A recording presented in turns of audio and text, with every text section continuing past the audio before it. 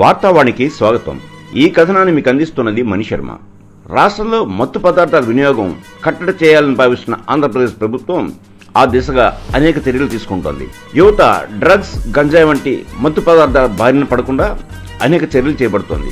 ఈ క్రమంలోనే విశాఖపట్నంలో యాంటీ డ్రగ్ పార్క్ ఏర్పాటు ఆలోచన తెరపైకి వచ్చింది.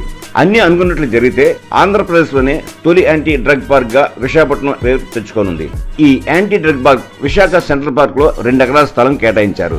ఈ పార్క్ ఏర్పాటు చేసేందుకు VMRDA టెండర్ ఆహ్వానిస్తోంది. మరో 10-15 రోజుల్లో టెండర్ ప్రక్రియ పూర్తి చేసి జూన్ నెలాఖరుకు పనులు ప్రారంభించాలని అధికారులు భావిస్తున్నారు. డ్రగ్స్ కు బానిసైన యువతను ఉద్దేశించి స్వచ్ఛంద సంస్థల సహకారంతో మత్తు పదార్థాల వినియోగం, వాటి ప్రభావంపై యువతలో అవగాహన కార్యక్రమాలు చేపట్టినట్లు వివరించారు. స్వచ్ఛంద సంస్థలు స్టాల్ ఏర్పాటు చేసుకునేందుకు అవకాశం ఇస్తామన్నారు. ఇందుకోసం 3.5 కోట్లు ఖర్చు అవుతుందని అంచనాలు రూపొందించారు.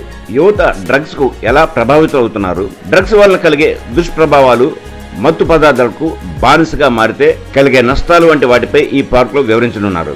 డ్రగ్స్ కు బానిసైన యువత కోసం కౌన్సిలింగ్ కేంద్రాలు ఏర్పాటు చేయనున్నారు. జీవితం ఎంత రంగులమయంగా ఉంటుందో వారికి చూపించేలా మొక్కలు, మెరిసే వస్తువులు, పచ్చదనంతో కూడిన ఆకృతులను తీర్చిదిద్దనున్నారు.